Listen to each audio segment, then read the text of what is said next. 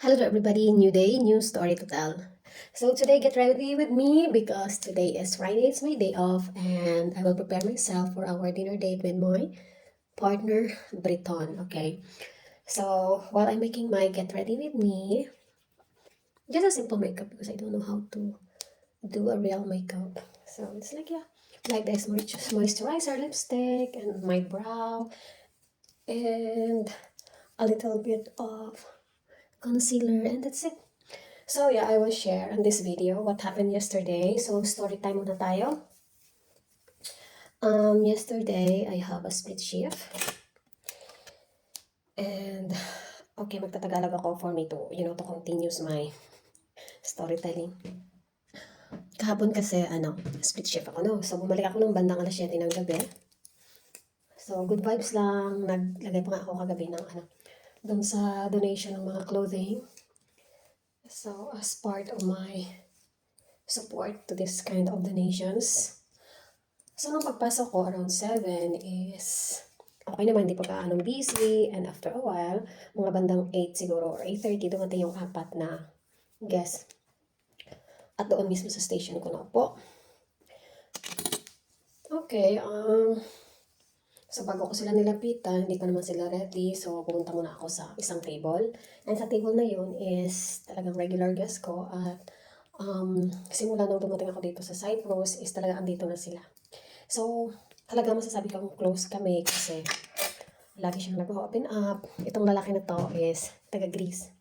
So, alam niya yung a little bit side of my personal life. And sa kanya ata, parang alam ko yung parang 70% ng story niya. So, okay. After that, yung apat na guest na dumating is pinuntahan ko kasi ready na daw sila. So, habang nakikipag-usap ako sa kanila, sabi nila sa akin, sabi ng anak niya ata yun ang pamangkin niya. Hindi kasi nila ma-explain yung chips sa fries and mashed potato sa pure. So, para sa akin, naiintindihan ko naman. So, gusto ko lang kasi inuulit-ulit yung, 2 times ko talaga kasi yun naman ang standard ng pag-take order. So, after nun is umorder na yung mama niya ba yun or tiyahin or friend, I don't know. Tapos sabi niya sa akin, you need to speak Greek because you're here in Cyprus. He said like that. And the way he said to me, it's like rude.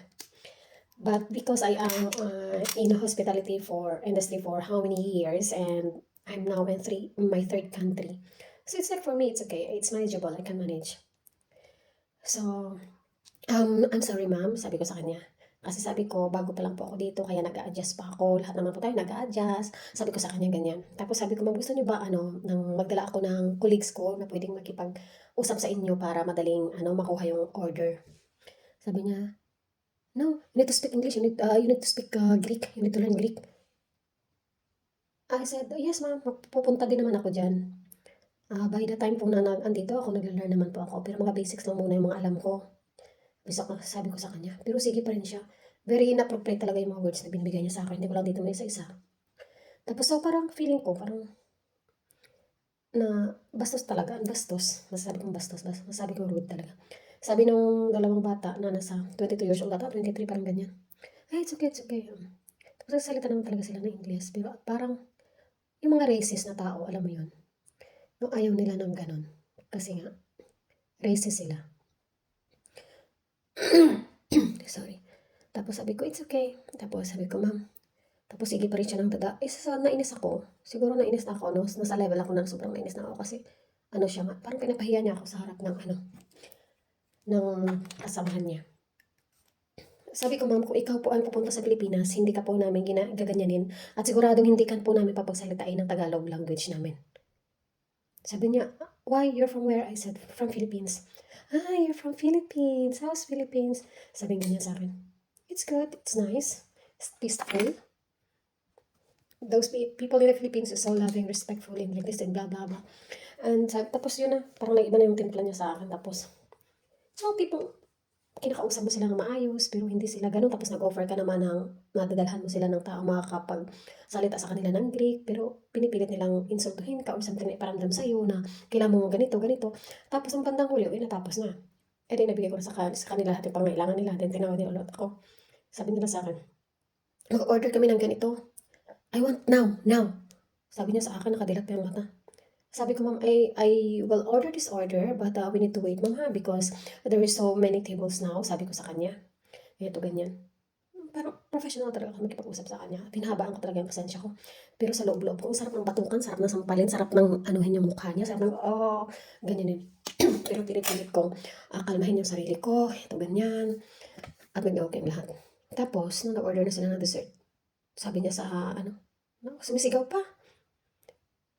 Tapos, sabi niyang gano'n sa Greek.